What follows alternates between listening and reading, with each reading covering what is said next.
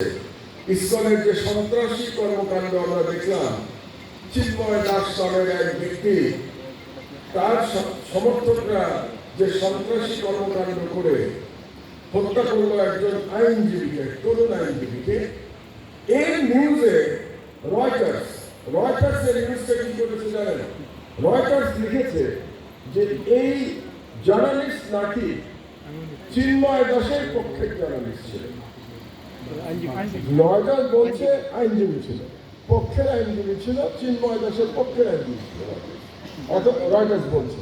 অথচ সত্য কাহিনী হচ্ছে এটা পুরো উল্টো, কারণ এই আইনজীবী একজন এপিপি ছিল, তখন সরকার পক্ষের আইনজীবী ছিল। রয়টার্স পরে স্টোরিটাকে উইথড্র করে নিয়েছে যখন এটা নিয়ে ফ্যাক্ট চেক করা হয়েছে এবং ফ্যাক্ট চেকে দেখা গেছে এটা মিথ্যা। রয়টার্স এটা উইথড্র করে নিয়েছে, কিন্তু রয়টারের বিরুদ্ধে আমরা কোনো অ্যাকশন নিতে পারছি না।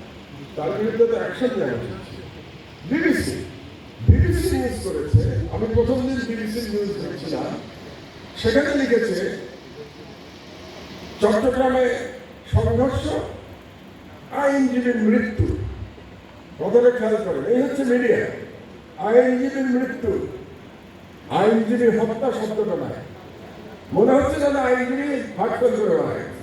আইনজীবীর মৃত্যু, অথচ হওয়া উচিত ছিল যে ইসকনের কি বলে সন্ত্রাসী করতে আইনজীবীকে হত্যা, এটা হওয়া উচিত ছিল। কারেক্ট রিপ্রেজেন্টেশন যা হয়েছে তা এটা হয়।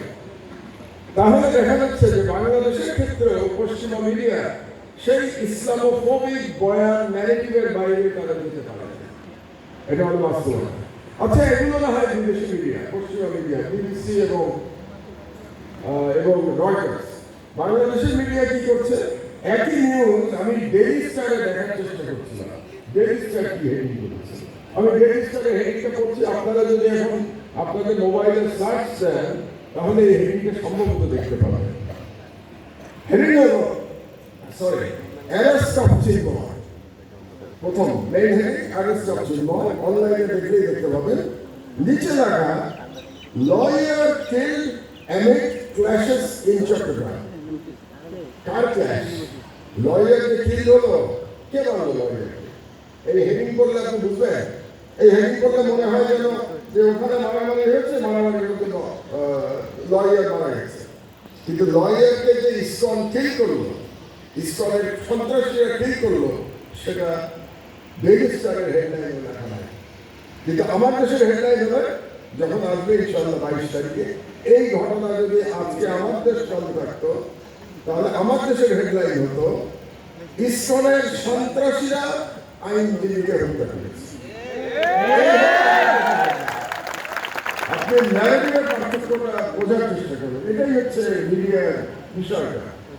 আমরা সত্য কথাটা লিখতাম, আর ডেইলি স্টার এটাকে হাইড করছে, হেডিংয়ের মধ্যে হাইড করছে, ভিতরে তো এই যে ইসলামোফোবিক একটা পৃথিবীতে আমরা বাস করছি, সেখানে কোনো ইন্ডিপেন্ডেন্ট মিডিয়ার পক্ষে টিকে থাকা খুব ডিফিকাল্ট। যার প্রমাণ আমার দেশের ইতিহাস, যেটা একটু আগে ফজলুর রহমান সাহেব কিছুটা বর্ণনা করেছেন, আমি আর একটু হয়তো বলবো, যদিও আমি চাই না আমার বক্তব্য খুব দীর্ঘায়িত হোক এবং আপনারা বিরক্ত বোধ করেন। এখন মিডিয়ার আর একটা চিত্র আপনাদেরকে দেখাই, সেটা হলো আপনি এই মুহূর্তে গত 7 দিন ধরে যদি ভারতীয় মিডিয়া ফলো করে থাকেন আপনারা, তাহলে দেখবেন ভারতীয় গদি মিডিয়া বলে, জানেন তো, ভারতীয় মিডিয়া সব মোদী দালাল, এগুলোকে গদি মিডিয়া।